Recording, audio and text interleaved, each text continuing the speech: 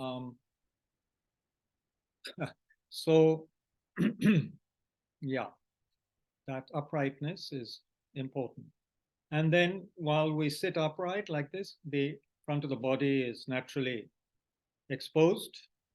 And this is very important in the Mahayana, because as I'm sure we all know, in Mahayana, we are practicing uh, not just for ourselves, but recognizing our connection with all beings, our responsibility, the kindness of others. All of this makes us see how important it is to also work for others, since they are also wanting to be happy and don't want to suffer. And they are in excruciating difficulty, many of them, really having so many incredible, unbelievable problems, pain, sorrow, so forth. So it doesn't make sense to practice just for oneself. It really doesn't in the Mahayana context. One practices, of course, to help oneself, but with the aim of being of excuse me, aim of being of benefit to others. Okay, so then the front of the body is open when exposed. In that sense, we're not trying to hide. We're open to the world, open to others. That's the meaning of this. So we can just spend a moment to connect with the breathing, taking a deep breath and breathing out a few times like that. Connecting with the sensation of the nostrils as we breathe in and out.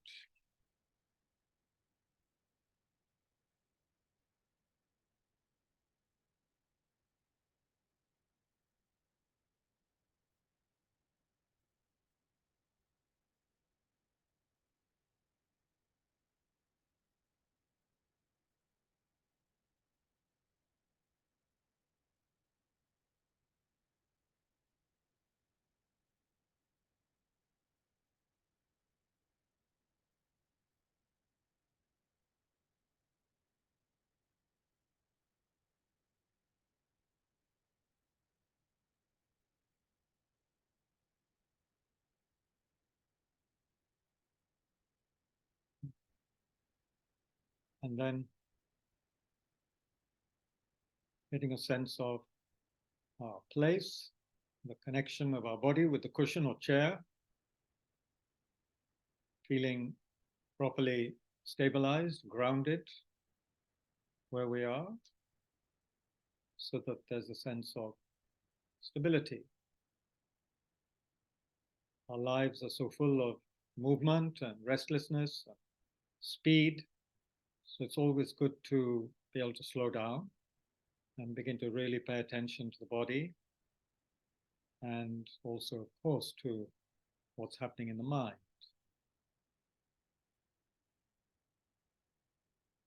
So we can close our eyes if that helps, cut out distraction, since our senses are so active, so overpowering very often, so overpowering. We have to really keep an eye on them. That's a very basic practice. Without that, distraction becomes the norm, and we are forced to somehow leap out of the space of the quiet inner mind. We're kind of drawn outwards towards objects of attachment, anger, jealousy, and so forth. And this has been going on since beginningless time, according to the Buddhist way of looking at things. So a sense of restraint, a sense of being at home within oneself. It's very important. Make sure the head is tilted slightly forwards, but not too far forwards. Gently.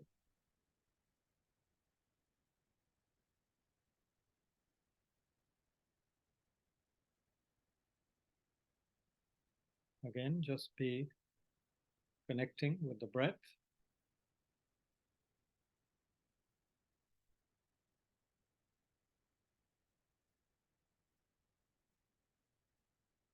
Sense of letting go with the out breath.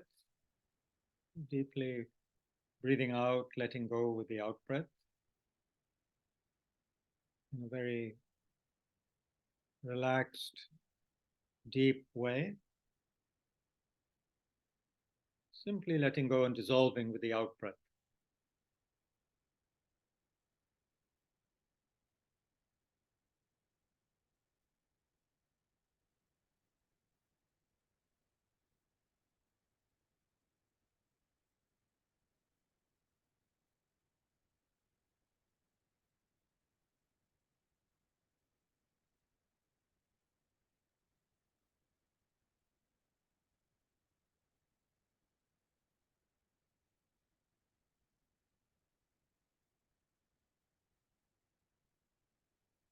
When distracting thoughts arise, as they will, just gently observe, notice, without annoyance or without any kind of jhatka or sense of astonishment.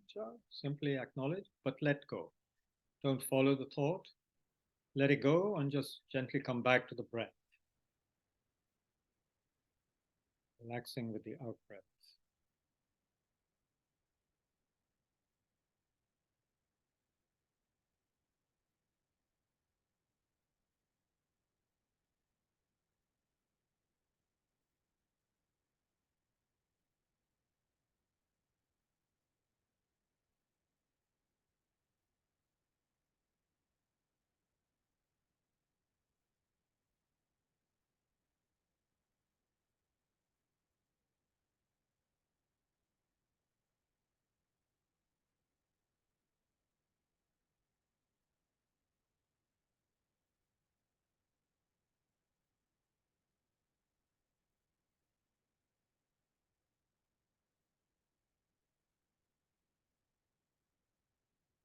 And then let the thought arise that, oneself, we have this precious human life right now with all the opportunities, all the facilities, the interest to be able to practice the teachings, to investigate our minds and so forth. This may not last long. It will not last forever. Death is definite, and the time of death is indefinite. So it's not as though we have all the time we want. Also, karmic law is definite. We've created causes in the past to be happy, and we've also created causes in the past to suffer. And we have the kind of body and mind which is very, very susceptible to pain, to sorrow, to what the Buddha called dukkha. That is ever present experience for us, a sense of unsatisfactoriness. And in fact, the whole of samsara, of ordinary life, is pervaded by dukkha, which we'll look at more later. But the point is, we have the responsibility to understand this and to make a firm determination to be free of this rather vicious and repetitive cycle of pain, and to be able to help others as well. Others are so entrenched in this, in their habitual patterns, in their clinging to a sense of I, me, mine, and the automatic aggression, arrogance that arises from that mistaken grasping. Yeah. So we have a responsibility to really understand this and uproot it and help others to do so as well. And for that to happen, to have that ability, you see, to help others, let alone ourselves, you see, it's not easy. We have to create a tremendous store of positive energy in the mind and also get rid of the obstacles, the clutter in the mind, you could say, the accumulated clutter from beginning this lifetimes. That also has to be purified. So the 7-limb practice is a short, brief way of doing that. It can be done in a very long manner, of course, extensively, but it's also often rapidly recited at the beginning of especially, prayers, meditation sessions, or Vajrayana sadhanas, and so forth. We'll do it a little bit leisurely so that it isn't just some kind of ritual or meaningless, reading. So there are 7 limbs or 7 branches.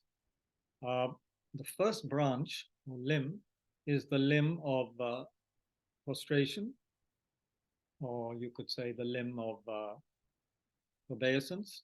So here, this limb is designed to reduce our pride, our arrogance. In this limb, we traditionally would bow down, you see, even make full-length prostrations. So since Mahayana and Vajrayana make extensive use of visualization, we will do that now. We'll practice that a little bit. And we should understand that by visualizing and making aspirations initially, that has tremendous power to actually make things more and more, what shall we say, effective and real in the future. Right now, it might seem like it's make-believe or just pretending, faking, which it is in a way, but it's meaningful because the intention is positive, and what is being engaged in can have a very powerful positive result. So here we imagine that we are bowing down. If you've done that practice, the short prostration or the long prostration, bowing down before all of the kind, Buddhas and Bodhisattvas. These are the beings who really help us. These are beings who have as their job description is to help us, to help beings to be free of suffering and attain Buddhahood. They're not just there to help us have food and drink and shelter and clothes and some emotional sustenance and so forth, some comfort. They're not just parents. They're much more than parents. They are guiding us to fullest awakening, which is our deepest, most profound potential. They're helping us activate our Buddha nature. So we bow down to them. We bow down with body, speech, and mind. Yeah. So we can imagine bowing down. And of course, in the Vajrayana, one would imagine, if possible, thousands, millions, billions of Buddhas in space, inhabiting every atom of space. We would imagine Buddhas. But for now, we can just imagine one Buddha, if that's easier. You may have a picture of Buddha in front of you, or you can remember, an image of Buddha, and just imagine that's the manifestation of all the Buddhas. And there are countless Buddhas. Don't think there's just one Buddha, Shakyamuni Buddha, the historical Buddha. No, there are countless Buddhas pervading space, and we're bowing down to all of that. You can imagine that way. The sense of gratitude, the sense of great respect, and also not totally dualistically, understanding that by bowing down to Buddha, actually we are bowing down and communicating with our own Buddha nature, our own Tathagata Garbha, the awakening that lies within us. It lies within us. It could be deeply hidden right now due to our habitual patterns, our aggression, and all the rest of it, but it's there. It's there. Yeah, we have the Buddha nature, and by prostrating and doing all these practices, in fact, we are uncovering the veils and creating the cause to totally manifest this inner Buddha.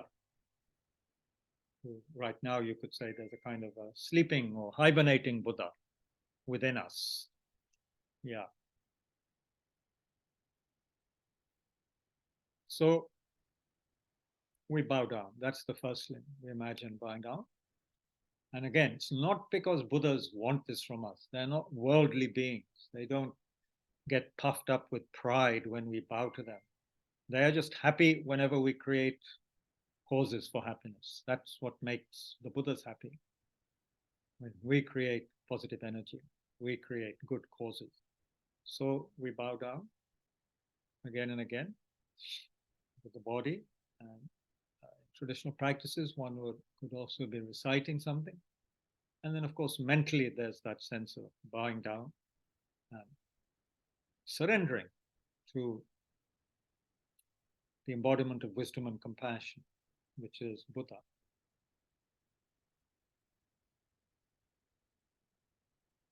The second limb is offerings. Offerings.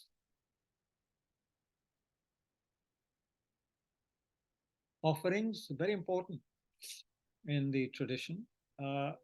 Offering is a way of opening the heart, creating generosity, a generous spirit. That's one basic reason behind offering. Again, the Buddhas don't need our offerings. No way. They're perfectly blissed out and happy without our offerings. But by offering, we create positive energy. We open our heart a little bit more and are able to offer more. So what do we offer? Well, traditionally in India, Indian culture, spiritual culture, and perhaps even worldly culture to some extent, there were 8 kinds of offerings. The first is water for washing your feet. Second is water for drinking. And this is, you see, what you would offer to a very respected, honored guest who comes to your house. You offer water to wash, water to drink. Then you offer flowers, garland maybe. Then you offer incense. Then you offer light. Then you offer perfume also. Then you offer food. And then music.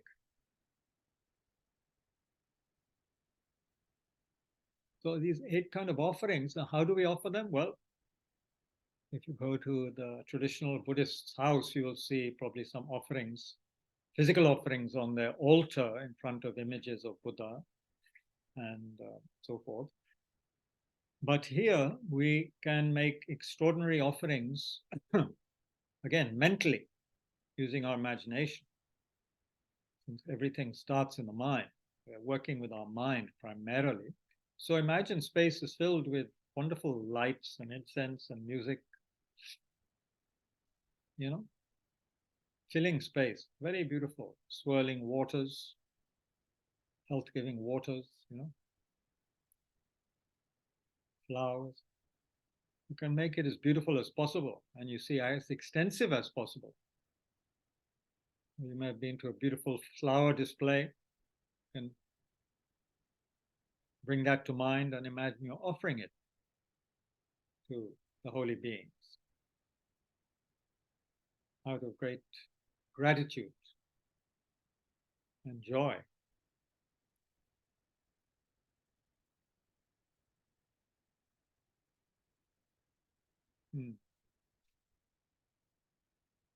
Foods, your favorite food, not to offer leftovers. We offer a favorite food we can imagine. In your imagination, you can offer everything. You don't have to be miserly, isn't it? You can offer everything in your imagination. So we offer.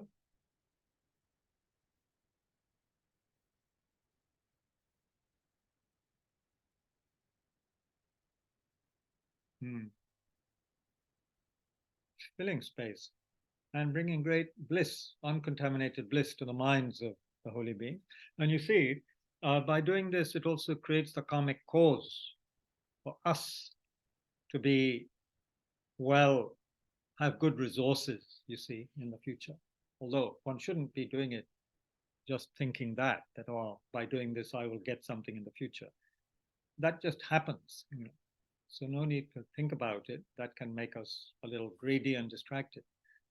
We should be doing it open-heartedly, with full awareness, not worrying about, or not thinking, oh, I'm going to get this out of this practice. Then it's a little bit, can puff up the sense of self more than is healthy. Hmm.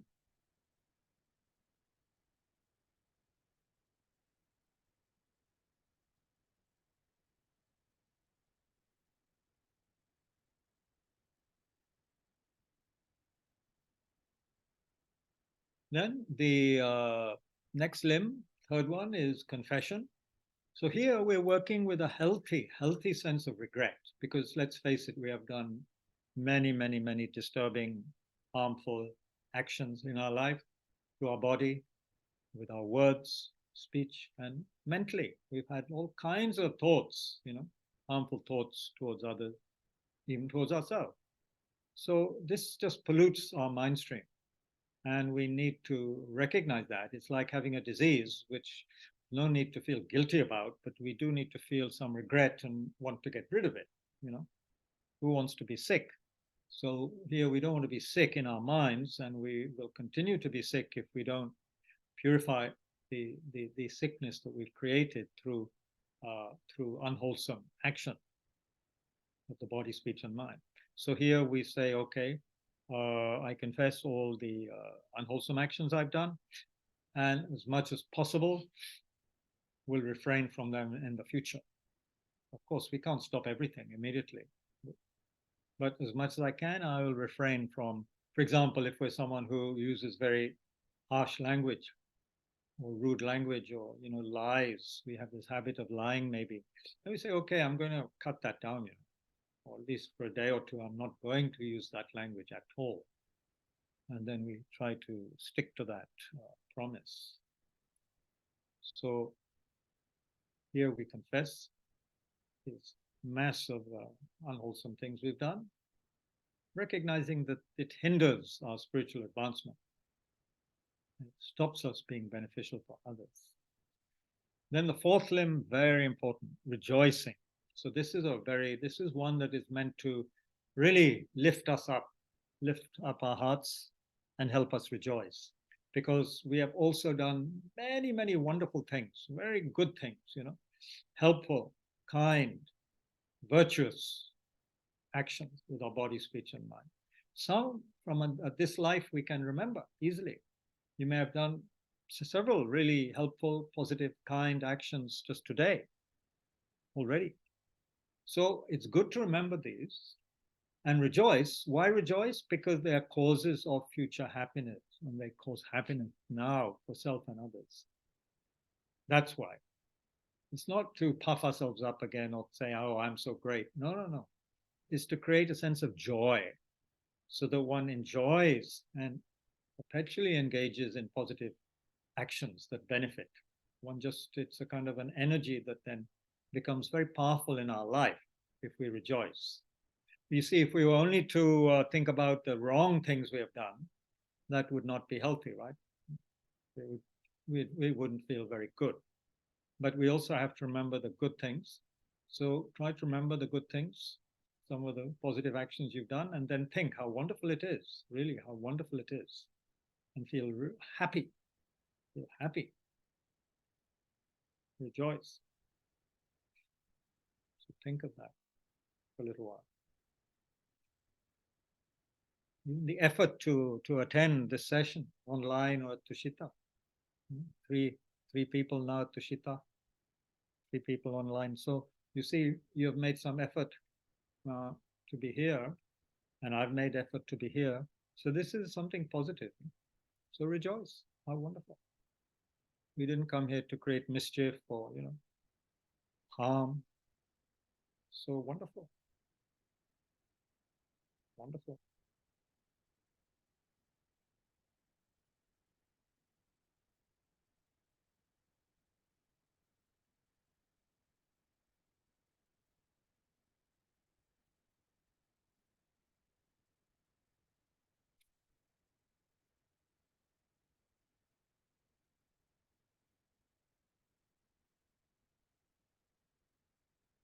Okay? Then next we think of the positive action that our friends have done. This is very important. Uh, and this acts as a very powerful antidote to envy. Often we are competitive with others, envious of their good actions or their good looks or their material possessions or whatever. So here, if we see other people creating causes of happiness, positive actions, we must rejoice and really think how wonderful that is. How wonderful, especially if they're doing more than us, you know. So rather than feeling impoverished or sad or jealous, envious, we should rejoice in their positive actions. And this, immediately brings happiness to us and brings very powerful positive energy into the mind. So think of people you know, the good things they do, and rejoice, thinking how wonderful it is, how wonderful.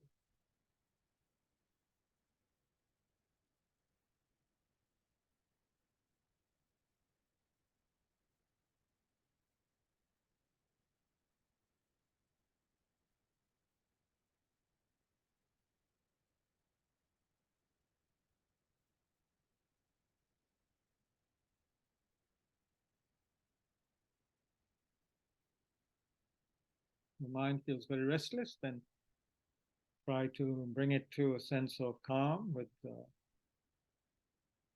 following the breath for a moment, relaxing with the out breath.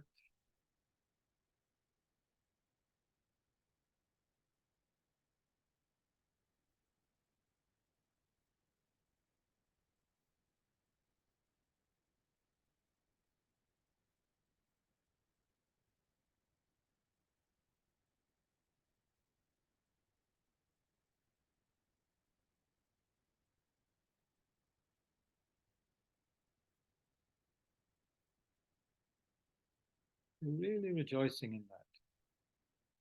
Then, next, think of the people, and there are many people like this actually in the world, practicing what we call the three higher trainings, which are trainings that help us to attain a state of liberation from samsara, nirvana.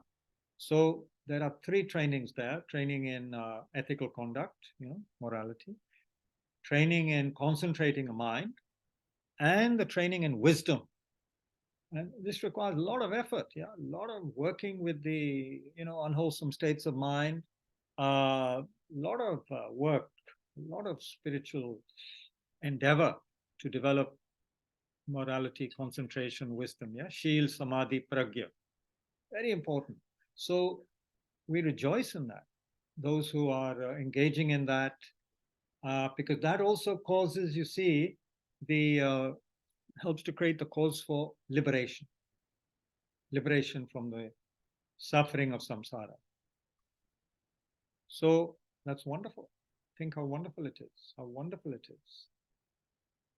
There are people doing it. There are practitioners, and especially in Sri Lanka, Thailand, Burma, those countries where nirvana is the aim, the goal of the Buddhist path.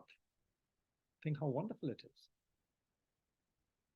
Creating a moral way of life which doesn't disturb anyone, calming their minds to an extraordinary degree, and then generating through that mind deep insight into wisdom, which means insight into uh, ignorance, the cause of suffering, and helping to eradicate that. The wisdom that eradicates completely self-grasping ignorance. So this is amazing. Think how wonderful it is.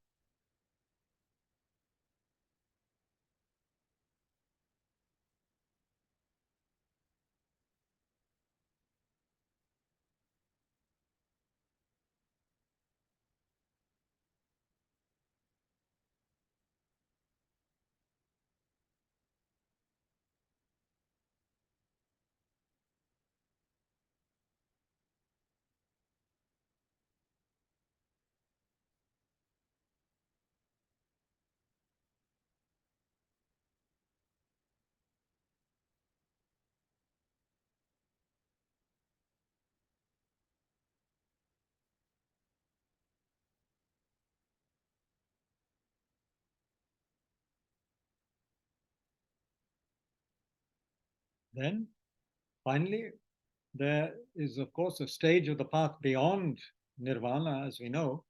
Nirvana is the liberation for oneself, but in the Mahayana, the bodhisattva person, bodhisattva attitude person, who has this mind of a very, very deep, genuine compassion, they see the suffering of others and want to liberate all beings from suffering, not just oneself.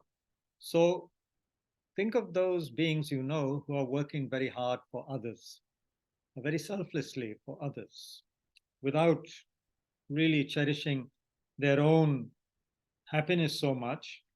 They've already done work on themselves. They spend their life benefiting other people. There are people like this. Sometimes you can see your teachers and others, and of course the great bodhisattvas, that's what they do. They work for the liberation of others, for the enlightenment of others. So thinking of that, the extraordinary activities and the generosity and the patience and so forth of these beings who have totally given up cherishing themselves, they cherish others. Think how wonderful, how absolutely wonderful that is. Remember it and feel a sense of deep rejoicing.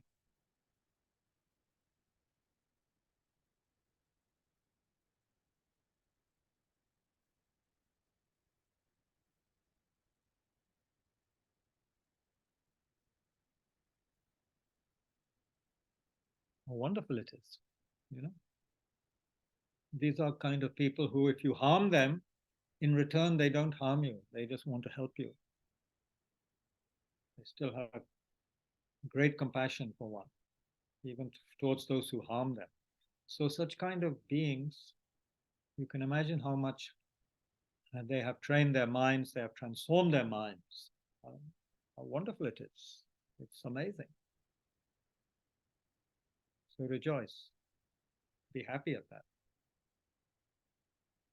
Hmm.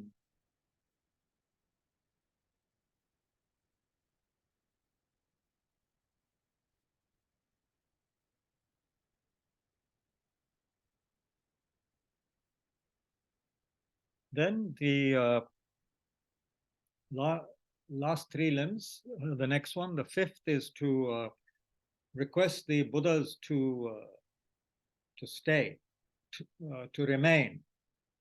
The Buddhas, Bodhisattvas, great beings to remain, not to pass away into nirvana, but to remain with us, to guide us. And in fact, then the sixth limb is to teach us, to turn the wheel of dharma. So they have to remain with us, not pass away, and to teach. No point they stay and they don't teach. We need the people giving us the teachings we need, able to teach us. That's very important.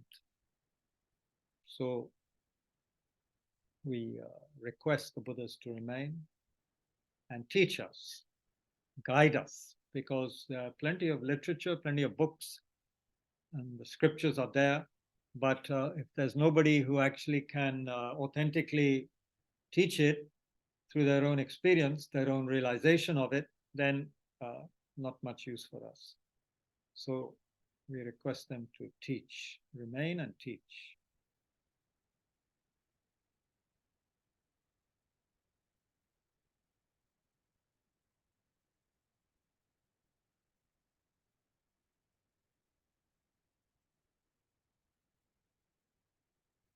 And then the last limb is to dedicate that positive energy we created with these six limbs, the first six of offering, oh sorry, prostration, offering, confession, rejoicing, requesting the Buddhas to remain and requesting them to teach. Then we dedicate that positive energy. We kind of direct it in a very good direction towards enlightenment, that may we develop the fully complete the collection of wisdom, collection of positive energy, of merit, so that we can become fully awakened, fully enlightened for the sake of all sentient beings. So we dedicate.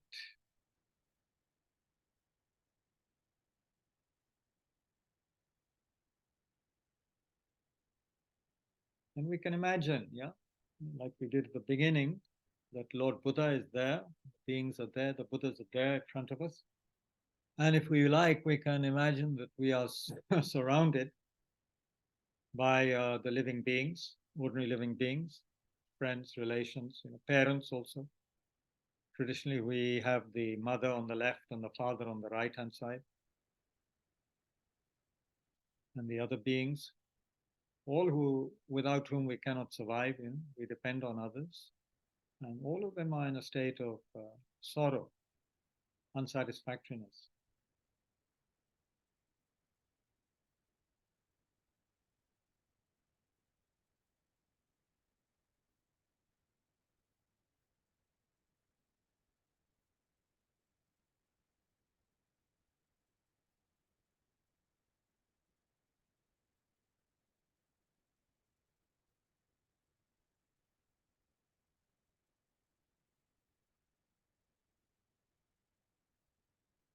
And much light, we can imagine a lot of light is coming from the heart of the Buddha.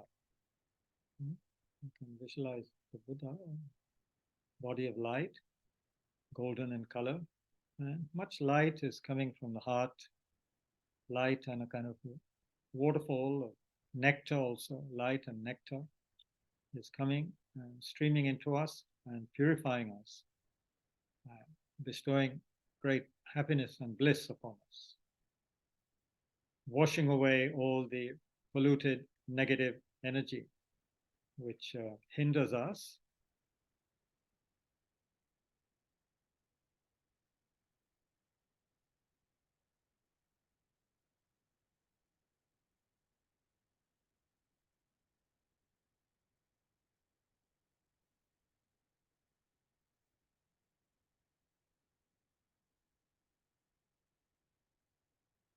Hmm, very good.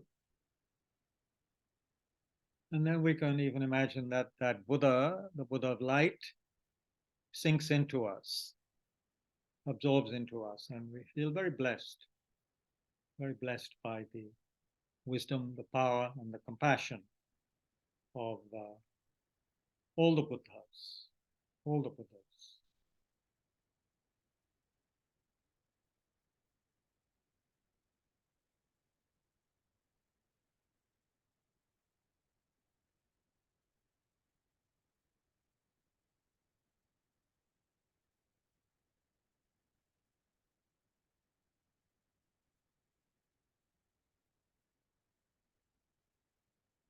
Hmm. Okay, so now just take a 1 minute break if you need to stand or stretch your limbs or whatever you need.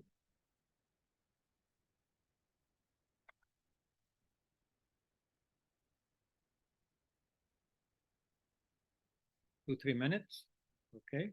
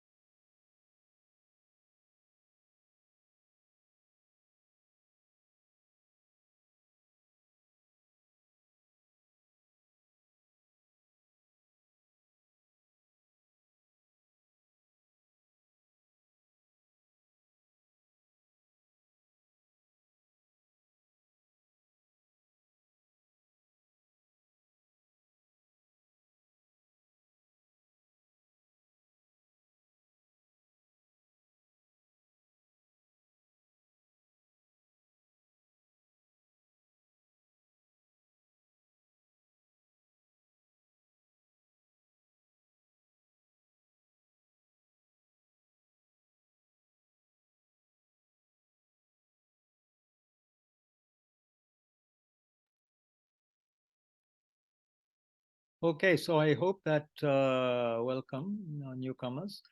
I hope what we just did gives you some idea of some of the kind of preliminary uh, reflections, you could say, we can engage in uh, before a major session, you know, at the start of the day.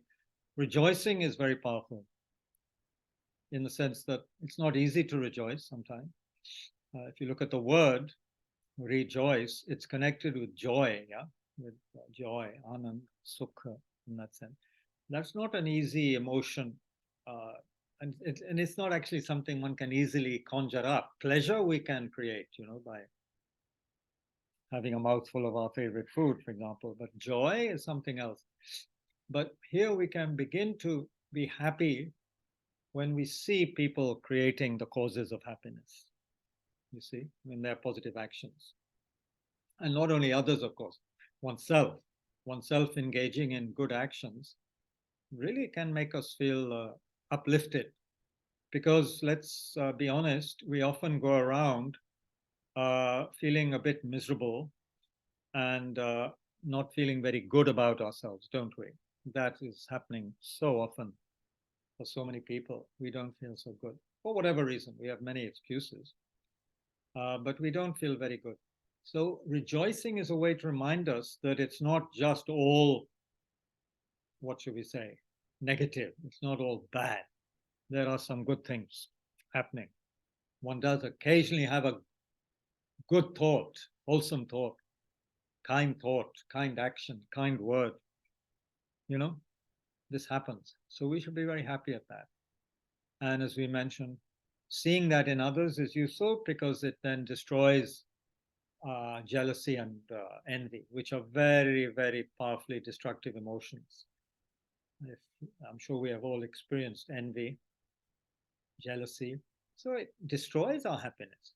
And it, of course, it's not helping others at all. It can make us behave in a nasty way towards others, you know. So very important, very basic, but very important. You know, you might think this is very simple, but as you know, it's not so simple. We teach it to children, and we adults need to learn it as well. Rejoicing. So the way we teach children, of course, is that, you know, if someone has a better, you know, I don't know, a bigger house than you, a better pair of shoes than you, you know, don't be envious, don't be unhappy. Be happy for that person. How wonderful they have a good house, good shoes. How nice. Must make them happy. So if we can generate happiness from other people's happiness, then this is really something very, very wonderful and useful, isn't it? Rather than feeling miserable that I don't have it, you know, mine is not as good, a miserable state of mind. So the point is we have to generate it's a lot of positive charge in the mind stream. Then we can do so much for ourselves, so much for others. Otherwise, we just go around being miserable in a sense, or just working at 10% or 20% of our potential, if not less. You know? So this helps us expand our mind, make our mind more full of good energy. So important. Yeah. And when we purify that over time, it is said that will help us make us feel lighter and more joyful as well, because we are free of the burden of a lot of the unwholesomeness in the mind and the sense of, hiding our wrong actions. That sense will also go when we are openly uh, admitting our harmful behavior in front of the Buddhas, Bodhisattvas. Then that's the way it gets us off our chest. It makes us feel more light and free. So these are all wonderful practices. So the prostration, offering, confession, rejoicing, requesting the teachers to stay is very important, long term, you see, for the dharma. It is only dharma. If we investigate, we might find and get a lot of confidence, conviction in the fact that without the teachings that help us be free of ignorance, and without the teachings that help us to generate great compassion, there is really no meaningful path. All we will then be able to do is have causes of very temporary happiness through accumulating worldly things. That's very temporary. It finishes at death, or even before death. Yeah. We can lose all the things we love: money, friends, property, everything, status, can all be lost well before we die. Death, of course, we have to leave it all behind, but positive imprints we place in the mind through dharmic activity, through training the mind in love, compassion, wisdom, and all of that, that you see goes life to life. That creates positive imprints in the mind. The mind stream never ends. So that is something long-term benefit beyond this one very short life. Short meaning even 100 years is short compared to billions and billions and billions of years. In fact, from Buddhist perspective, mind is beginningless and endless. So we have to plant good seeds for the future. This is what we're doing also.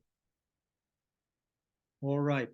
Any questions so far, or feedback on the 7 limbs from anyone online, or 2 gentlemen here at Tushita? Anything at all? Please, you can unmute yourselves and say something if you wish. You don't have to.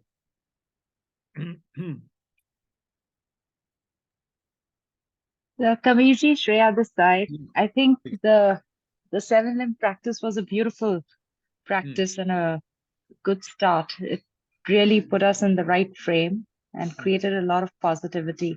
I just had one clarifying question on the offering part. You said water.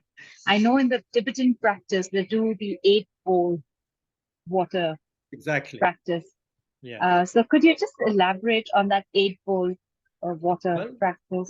The 8 bowls are these 8 things that we offered mentally.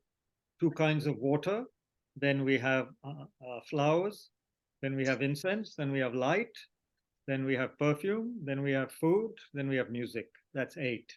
So water is a simplified way of doing that, you see. Some people do it elaborately. So you have water, then you have 2 bowls of water. Then for flowers, some people will put lovely flower arrangement in the water. That's flowers. For incense, they will put rice and 2 sticks of incense, but not lighted. Incense is lit elsewhere, because if you light it at the altar, it makes a bit of a mess. And then for the light, instead of water, you can have a light, an actual lamp, diya, whatever.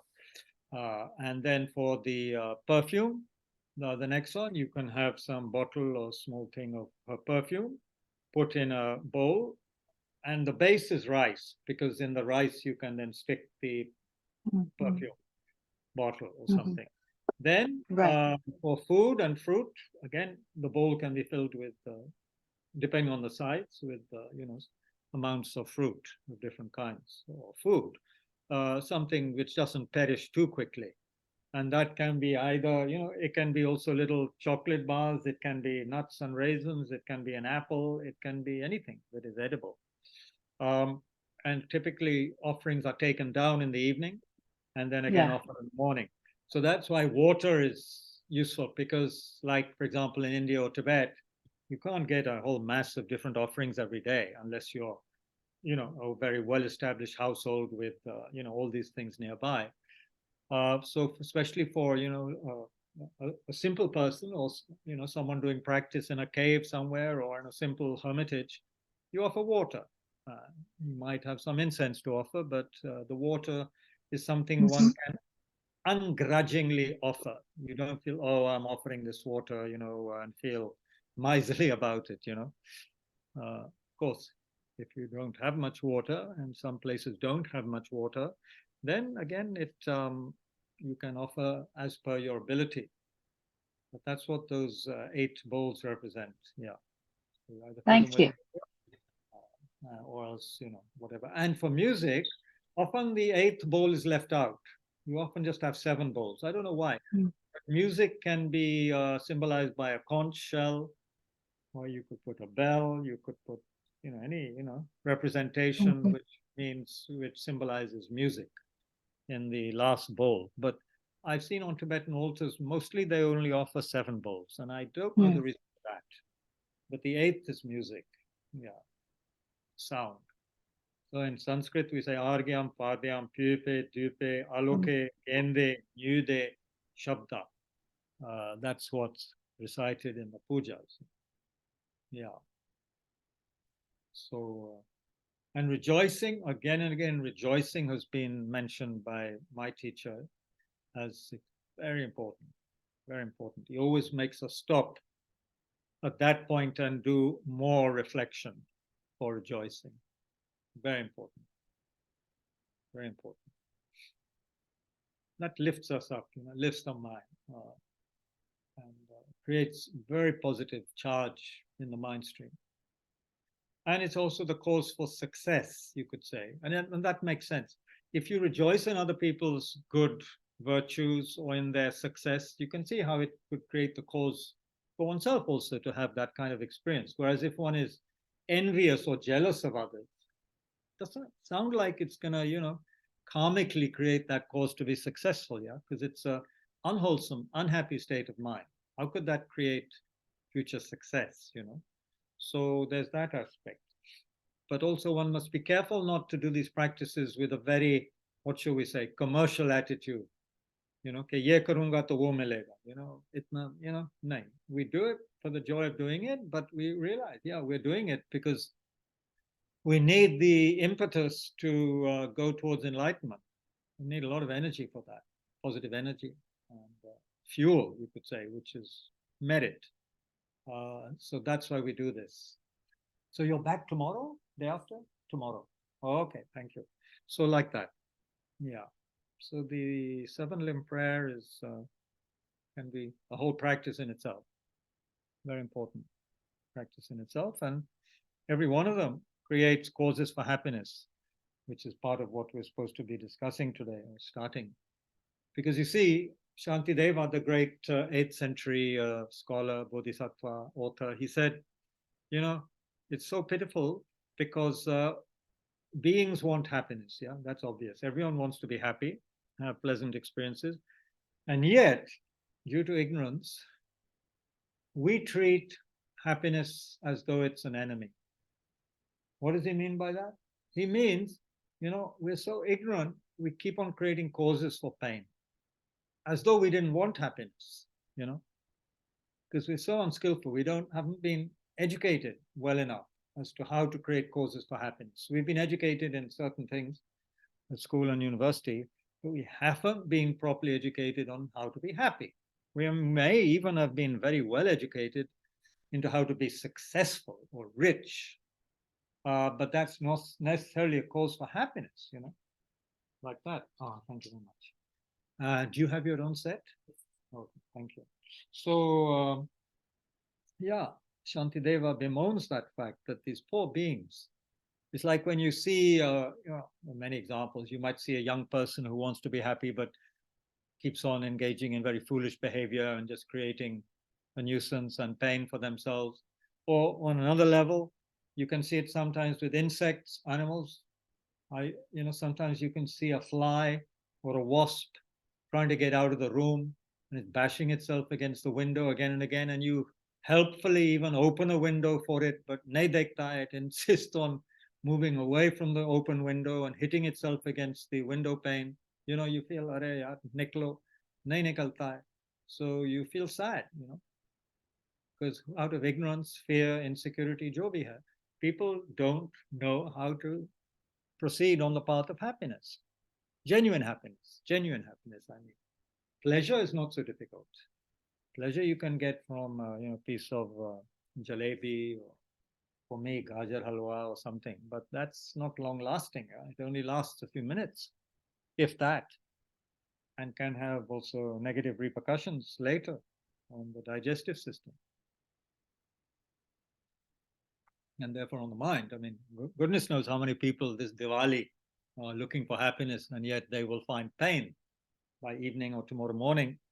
They will not be in a fit state, due to their ignorant search for happiness by overeating, over drinking, blah, blah, whatever, too much partying, So, but you understand the point. We run after objects of pleasure, and so forth. We push away things that we feel are harmful for us. It doesn't bring us lasting satisfaction, because lasting satisfaction and happiness come from positive energy, wholesomeness. They come from wholesome state of mind, not a grasping, aggressive, greedy mind. That is just, it won't happen. Pleasure, yes. Pleasure we can get. Even a fly can get some pleasure, I presume, from going and, sitting on some dog's mess in the road or on a jalebi. A fly may get some pleasure, but it's not, not what we would call real happiness. And humans also do some very weird things which don't give long-lasting happiness. And they often bring a lot of problems, as we know. So we need genuine causes of happiness. So genuine causes have to be virtuous. Virtuous means positive, which have positive result of happiness. What are they? They have to be motivated by a wish to understanding the causes of suffering, understanding delusions, understanding cause and effect, wanting to be free of that, having a kind-hearted attitude towards others, wishing to free others from their pain, wishing to be of service for others, restraining ourselves from, unwholesome actions. These are causes of happiness. But of course, they're not easy to engage in sometimes, and so we reject them. We want some quick method, shortcut, but I'm afraid those shortcuts don't lead to happiness. They lead to pain. Yeah, they lead to going off the path into the thorn bushes, Yeah. So we need a valid cause. Ultimately, what will create the lasting happiness is wisdom, great wisdom, cutting the root of the false understanding of ourselves, the holding on to ourselves, the clinging to ourselves, the I, me, mine, holding on to that, creating a solid sense of me, which then, of course, creates very, very powerful sense of what I want, what I don't want. And then when we don't get what we want, there is suffering. Or when we think we are going to lose something we have, there is suffering.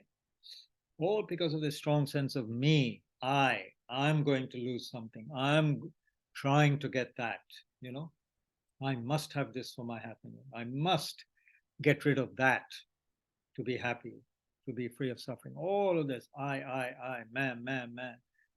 This is the cause of sorrow. This is the deep cause. I mean, the symptomatic cause. The deepest cause is thinking that we really exist in some very solid way from our own side in an independent fashion. That's the deep cause, in simple words, of our suffering. So anything that destroys that false understanding of ourselves is going to be a very, very powerful, long-lasting cause of happiness. So that's why wisdom is so important in Buddhism. Love and compassion are incredible, but they're not enough. Not enough to have just love and compassion. They won't even be fully developed if we don't have proper understanding of reality, of how I exist, how other things exist. Yeah. So these are the causes of happiness. Long-term happiness. Short-term happiness, as my teacher used to say, even animals have a good idea of how to get at least some short-term happiness. Also, they are not very successful. If you're a small animal, and you are the food of some bigger animal, yeah, your happiness, your short-term pleasure may not last very long. Yeah. You're happily eating something, and then a bigger animal eats you up. So, so like that, animals, they have big problem, big big suffering, very little pleasure. And of course, then they die. So does that make sense? I'm going to ask the people here. Tushita, does this make sense? Is it very depressing? Makes sense, no? I think it should make us feel weary, tired. We should feel tired of ordinary samsaric life, which is just chasing after one pleasure after another, trying to find satisfaction in places where, hey, it's not, Buddha is not against pleasure. Don't understand it that way. But if we think we're going to find lasting happiness in all these things, it won't happen. We need to find lasting happiness. And many people don't think there is any lasting happiness. They feel, well, life is just, what we can make of it, all these little pleasures. That's all life is. Basically, we can't do more than that. We can try to avoid suffering. We can try to avoid being hungry or thirsty or cold or without shelter. We can try to avoid that. We can try to avoid being without money in our old age and have health insurance. We can try that. But beyond that, yeah, hold on. And we die. And most don't think beyond death. In fact, they want to think about death. So Buddhism is quite different. We have to think about death because this life is just one short lifetime. And we have had beginningless lifetimes, literally. And we will not, the mind stream never stops. We should not think that the mind will stop at any point. So it's good to have a mind that is going to be everlastingly joyful and happy, like the mind of a Buddha. Or the mind of someone who has attained nirvana, then at least they are free of suffering for themselves. Buddhas, of course, continue to work for others, just forever, until such theoretical time that everybody is free. Buddhas spontaneously will be working for others, while at the same time being totally free of any kind of mental or physical problem, meaning they don't have any ordinary suffering. Buddhas. So, yeah, we have to research the deep causes of happiness. So, in this context, I could just mention something which we usually mention in terms of negative actions. But here I'll use it the other way to show how we could create the cause of happiness. So, when we teach on karma, cause and effect, we teach on what is a complete negative action, what is a complete good action. So, what is a complete negative action? First, let's just give the list of negative actions, then we'll discuss what is a complete negative action of killing. We'll look at that, and then I'll look at the positive one, which will be a cause of happiness. So if we kill, steal, engage in sexual misconduct, if we lie, if we use harsh speech, divisive speech, idle gossip, useless nonsense speech, or if we have a mind of ill will or malice, or a mind of greed, covetousness, or full of wrong views, all these actions will create suffering. What is it to create an action of killing? It means there should be an object, a person or animal we want to kill. Then there should be the object and the intention to kill it. I want to kill it. The motivation behind it should not be something wonderful, It is usually anger or greed. You want to kill something to eat it or sell it. So it's always linked with some kind of unwholesome emotion, or anger, aggression, Then there's the action. You actually engage in the action of killing that being or person with, whatever method you kill. And for it to be a complete action, there needs to be one other factor, which may sound strange, but technically we have to say it. Say you harm somebody, you fight with someone, you stab them, or you shoot them.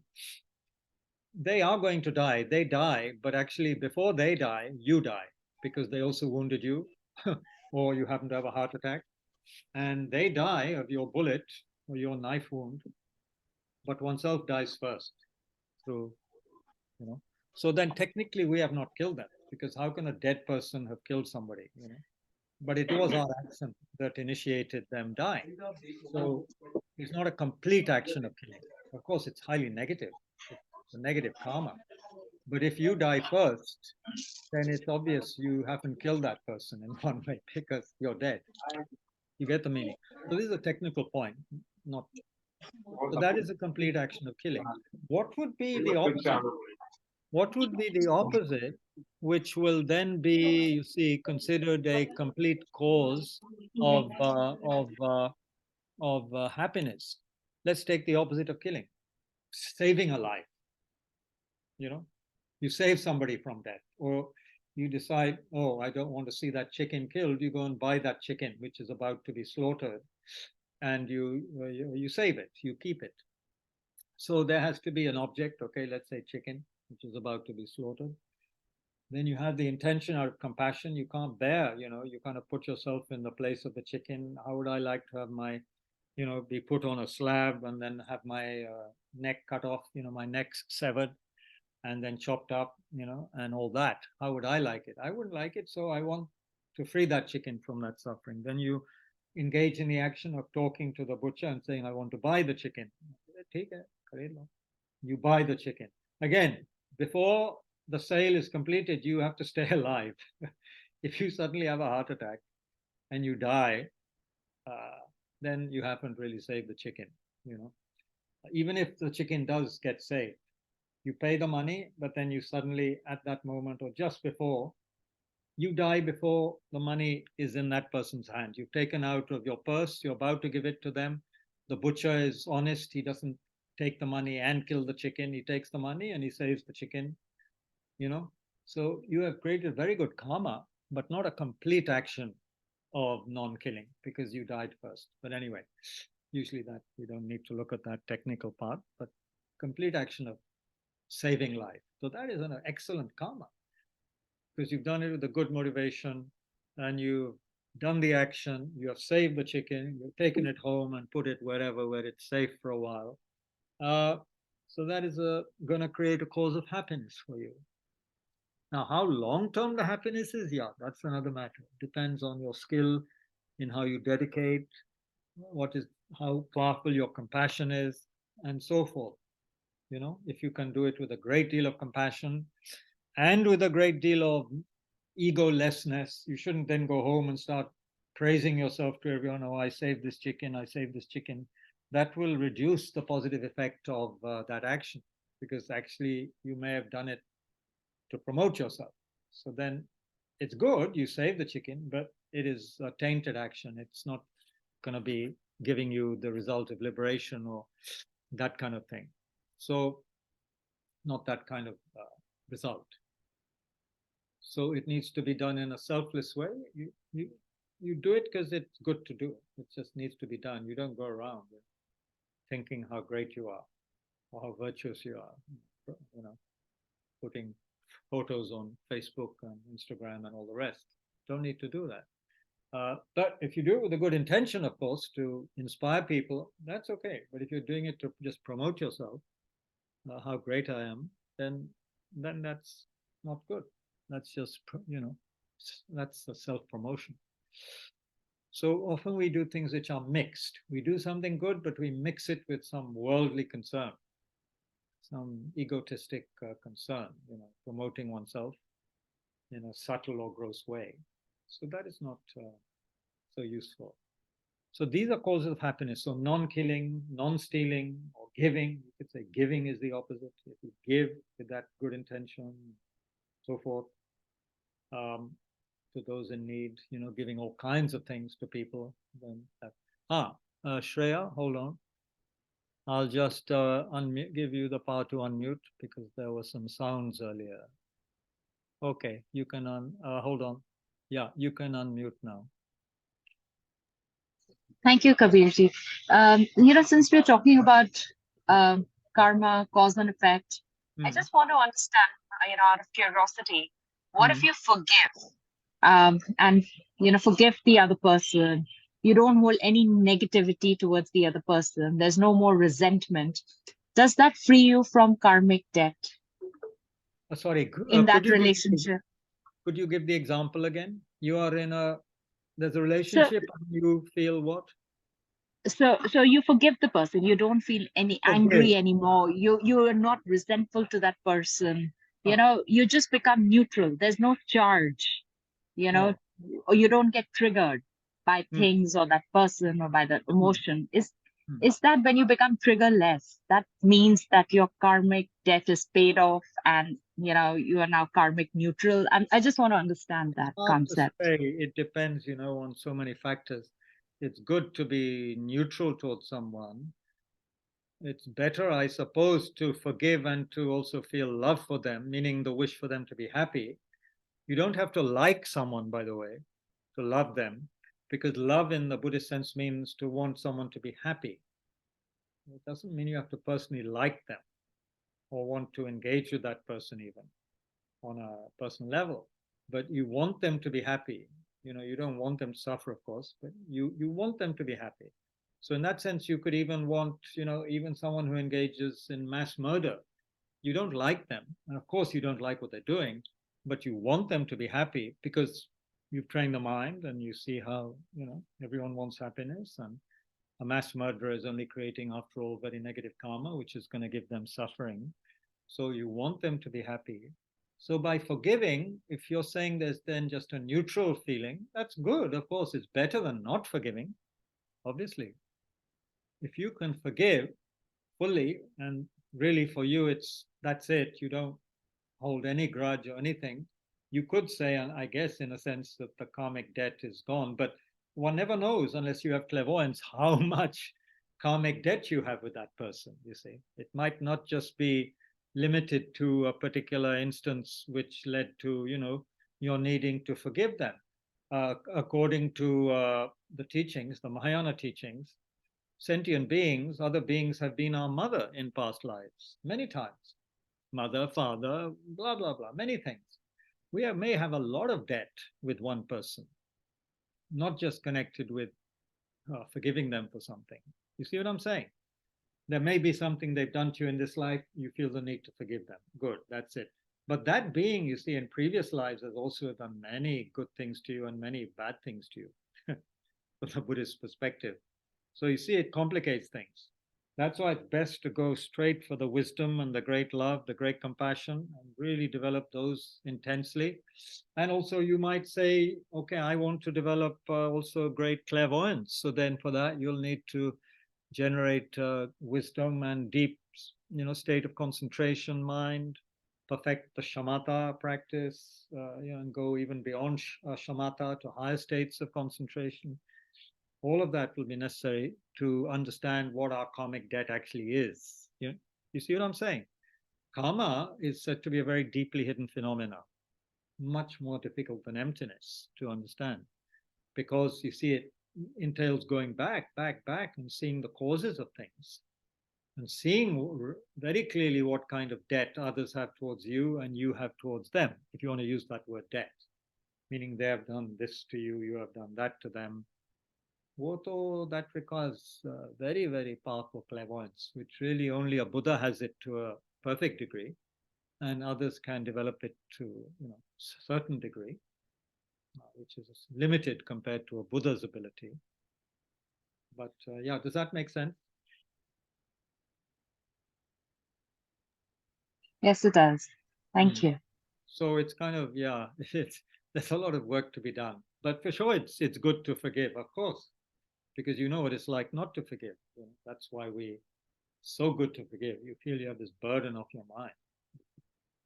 Spend your mental energy on something more beneficial. Yes. Please.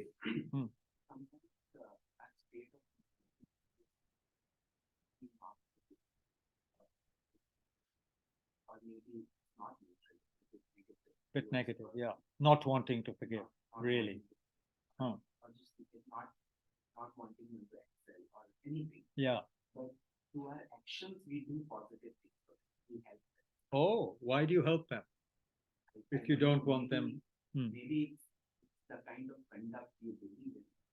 And that's why you do a good conduct towards the person to help them. Oh. But you probably don't want in your mind for them to excel.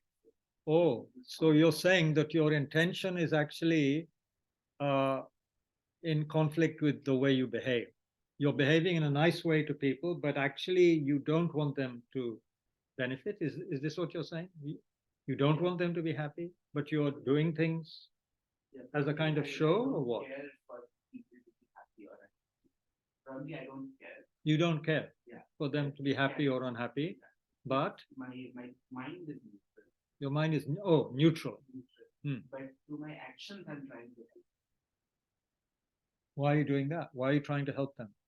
Because I believe that's a good conduct for them. But your mind is neutral, are you sure? You don't want them to benefit from your action? I don't know. There might be a Interesting. It's good. One has to examine. I mean, I can't answer your question. Only you know how much you have the intention to benefit. But for example, I mean, in politics and in relations, worldly relations, often we pretend, right, to be kind or give offerings to people, but actually our intention is very devious. Could be, right? You want to get advantage, or you give a small gift to a person whom you want them to give you a bigger gift because you know they are generous or rich. So you give them something, wanting them to help you even more. There could be so many intentions. You could be, as we say in English, stab in the back. सामने से दिख रहा है कि आप दूसरों को मदद कर रहे हैं, लेकिन चाकू आपके हाथ में, आप पीछे से मार देंगे. So stab in the back is if one has so that is violence. If you have a smiling face and are giving crores of rupees to someone with a negative intention to cheat them or ultimately harm them, which could be your intention, then that is actually an act of violence. That is a negative action. Whereas if you give one paisa or just smile to someone, because that's all you can do, you don't have any money to give them, you smile at them with a good intention, wanting them to be happy, that's far more positive. I mean, that is a positive action, right? So, we have to check the motivation. That's why teachers again and again speak of motivation, again and again, all the time. And in for example, the monastic conduct, especially monks and nuns are told, before you go out of the house, you have to check, why am I going out? What's the purpose? Just to stroll around mindlessly? Because then you can get distracted and get involved in some unwholesome action. You should have a very clear intention. Why am I going out? Where am I going? Then when we go, we should look carefully. Oh, am I stepping on insects? One should be careful. So even if you're not a monk or nun, we should be very careful how we behave, what our intention is. Why am I doing this? Whatever it is, WhatsApp message, why am I going out? Why am I buying these sweets at Diwali? And we could check our mind. First, the intention may be just pure pleasure or greed, but then we could say, okay, I'm going to buy this and hope that by offering it to these people, they will find some happiness and may it lead to, great happiness for them. Or as a bodhisattva might do, now I'm just offering them laddu. In the future, may I be able to offer them love, compassion, dharma. May I offer them something which can benefit them long term. People laddu khila raha, it might not be so good for their health, especially if they're diabetic or borderline diabetic or have a bad digestion. Kya fayda? Just a momentary pleasure in the mouth and then later problem. So may I bring happiness to them, and not just temporary happiness, long-term happiness. This can be our motivation. Then just giving one laddu to someone at Diwali becomes an amazing action because you really care for them long-term. But then one shouldn't then think to oneself, oh, I've just done a wonderful action. One can rejoice, but then rejoicing is also has to be careful. No, not I'm great, but just rejoicing that, okay, something was done, which can lead to a lot of happiness long term, But it's tricky. It's tricky because one does want to congratulate oneself sometimes, and so we should be a little careful. But it's not bad to rejoice. We should pat up. Doesn't mean we cannot say to oneself, well done. We can, we should. We have to encourage ourselves, right? Because we can become very discouraged in life. So it's good to encourage ourselves, I think. There are plenty of things which make us feel down, unhappy. So we need to create opportunities to be happy. That's very important. Yeah. This is basic psychology, actually, but it's amazing how we ignore it.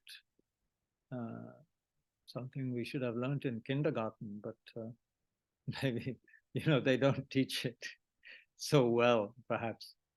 And competitive behavior can even be encouraged. The teacher praises the person who gets the top marks and often doesn't appreciate the poor child who doesn't get good marks. So then, life becomes a struggle to compete and to compare yourself with others, which is very painful.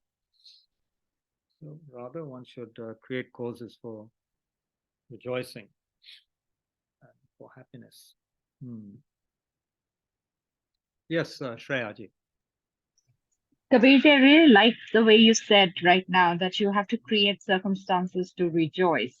I also understand, during the course of our lives, what we think, what we feel, what we do is not aligned, So I think once that comes in alignment and we are more of our authentic self, things just automatically start flowing. So what practices we could do, short practices, that just helps us bringing in alignment so that, we are more mindful of what we think, what we feel, what we do is all aligned. Fine. Well, good question, but that will be different for different people. It helps to start the day with a good motivation and not with angry thoughts, or if you feel anxious or worried, then to take a few deep breaths and bring some, happy, positive thoughts to the mind. Those who have taken refuge in Buddha can visualize Buddha or Tara or Manjushri or Buddha of compassion, whatever. For some people, recite some mantra. I find slow walking outside in nature. I'm very lucky. I live in a place where there's a lot of trees nearby, so I can go and walk, and I get great happiness and relaxation from that, walking slowly, mindfully in such places. But of course, one can do breath awareness meditation. I think the key is to slow down, because we're speeded up a lot of the time. To slow down, take time to breathe properly, relax with the out breath, generate good thoughts, not be in such a big hurry. Hurry is such a, I think, destructive thing. Then, of course, we don't notice things. We don't pay attention properly to ourselves or to other people when we're in a hurry. Give ourselves time off from technology, which is not easy, but we need to do that a bit. And again, as the teachings say again and again, they say a critical practice is to watch the mind. What is happening in my mind? There's a famous verse that says, whenever a negative emotion arises in my mind, I must be very vigilant and I must avert it. I must avert that unwholesomeness which is coming up in my mind, which is going to be harmful to myself and others. I must notice it and let it go. Of course, there are many skillful ways of letting it go, and not doing it in a violent way. So that it comes down, doesn't it, to awareness, mindfulness and awareness. How aware are we of what's going on? Often we're on automatic pilot kind of thing, just going through our day habitually, just going through our habitual ways of behaving, and then we miss out on things that can be also very inspiring.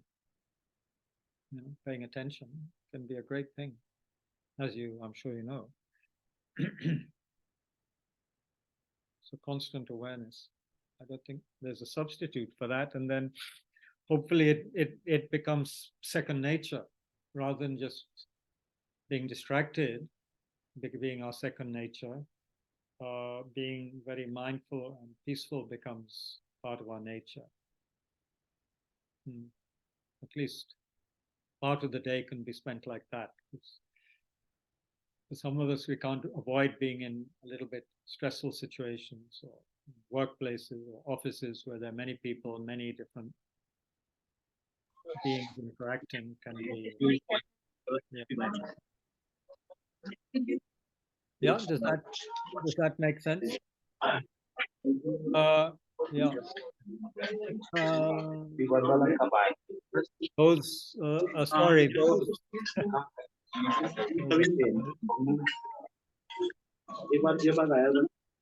sorry, having to mute everyone right now because some people are not muting.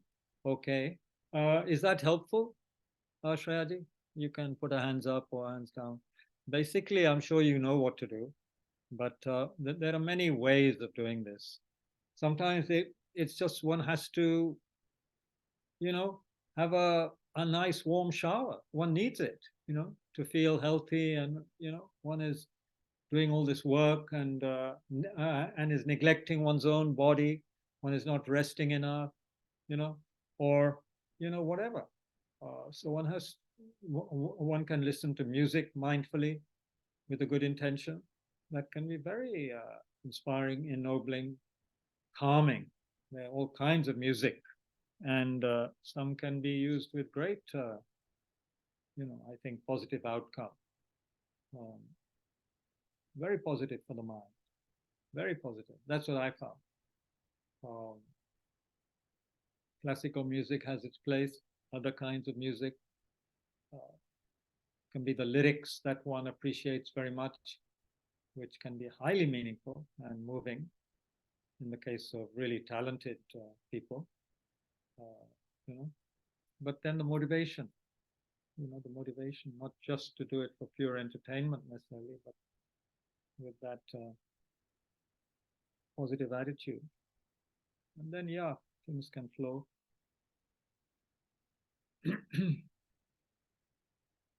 We've lost the sense of joy and wonder because we are so caught up.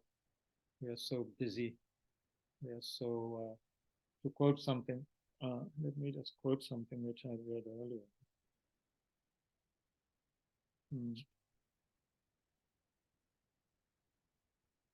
You see, we have all these habitual patterns which come up due to, for many reasons, which we can discuss more in the coming lectures. But this author says habitual patterns are very dangerous and destructive. They prevent you from seeing what he calls the great eastern sun, which means the sun of inspiration and awareness in one's life. He says when habitual patterns constantly operate, you can't even raise up your head and shoulders at all. You're down there looking down all the time, looking for this and that. You're more concerned with the flies sitting on your cup than with the great sun that is coming up. You've forgotten about uplifted and open vision. You begin to involve yourself in a subhuman or even sub-animal realm. You're not willing to take part in any immediate delight. We're caught up in our anxious thoughts, so we don't even see the beauty. We could be going to a park, but we're so caught up with garbage in our mind, we don't see the beauty. Or we might not see a child's face or a happy face or something that inspires us. A ray of sunlight in the foliage in the mornings when you go for a walk. We don't see that. You're not willing to relate with any of these things, When you were young, very young, 3 years old perhaps, you didn't want to escape reality, particularly because you were so interested in how things were done. You was to ask your mother and father all sorts of questions. Why is this so, mommy? Why is that so, daddy? Why can we do this? Why do we do this? Why don't we do that? But that innocent inquisitiveness has been forgotten by us. It is lost. Therefore, we have to reignite it. Once there was tremendous inquisitiveness, and then because we thought we were being mistreated by the world, we jumped into our cocoons and decided to go to sleep. Anyway, that is in a chapter called Overcoming Habitual Patterns from a very wonderful, a book I found very useful, Shambhala, Sacred Path of the Warrior by Chogyam Trungpa. So you see, we have to be open to inspiration. We have to be aware. We have to be awake and not caught up in our miserable thoughts. We're often caught up in miserable thoughts, worrying thoughts, anxious thoughts, totally useless, mostly totally useless.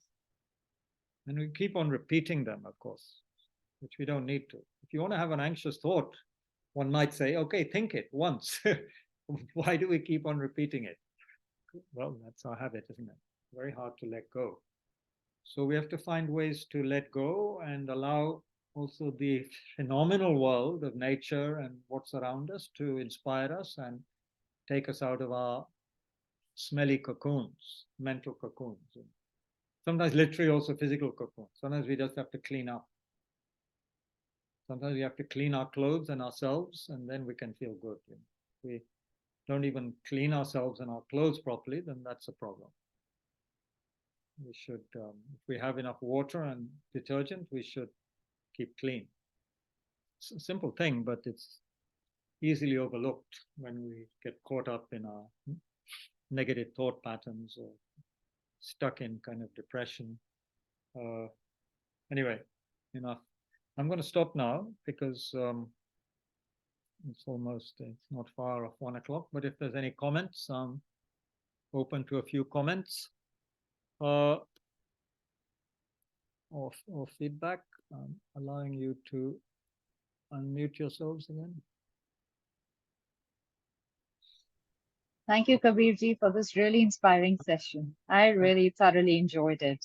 And Thank you. Yeah, and wishing you a very happy Diwali, and hope we continue this discussion, because as we speak, as we conclude this session, a lot of questions that also pop up, because very good. Now we are in that frame of mind where we are thinking and we're just disconnected from our everyday routine. I think these sessions really help us to disconnect and just contemplate on it's like you said, slow down.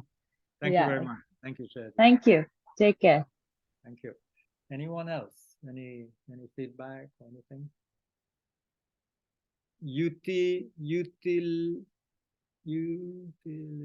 Utilisateur de Zoom. Sounds French, obviously. Are you from France? There's a rectangle saying utilisateur. I haven't spoken French for a long time. Someone who uses Zoom. Utilisateur de Zoom. It's a tongue twister. Utilisateur. Okay, nothing. Anything from you, gentlemen? No? Good. So thank you very much, everyone. We'll dedicate now. So briefly dedicate the positive energy from the practice towards our own happiness, towards understanding properly what is happiness, what are the causes of genuine happiness, how can we begin to create them. So also we can dedicate to never be separated from authentic teachers and teachings, so that we can continue on the path and create, transform our minds, liberate our minds from the destructive emotions and from the effects of negative actions. And may all our teachers have long and healthy lives. And may our late Lama Zopa Rinpoche quickly manifest again to guide us in a very unmistaken way, unmistaken body.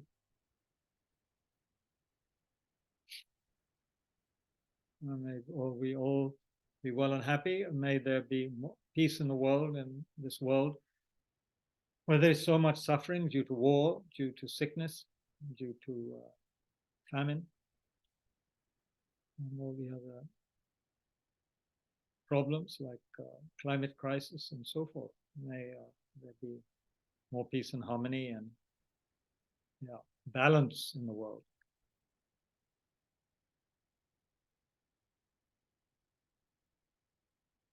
Thank you very much, everybody.